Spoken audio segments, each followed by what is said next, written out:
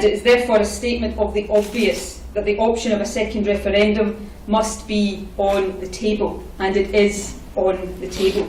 A stark message from north of the border. A second vote on independence is highly likely after the rest of the UK voted to pull it out of the EU against its will. Scots voting emphatically to remain in the EU on Thursday, with a margin of 62% to 38%. That put it sharply at odds with the UK as a whole.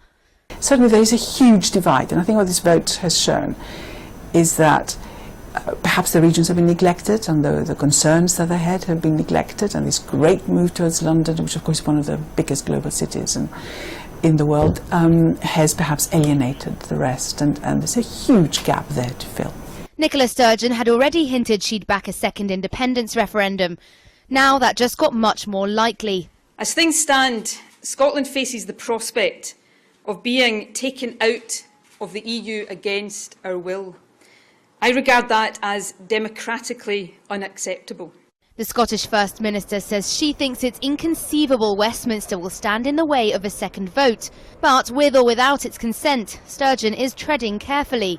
In 2014, the Nationalist campaign founded on its economic policies.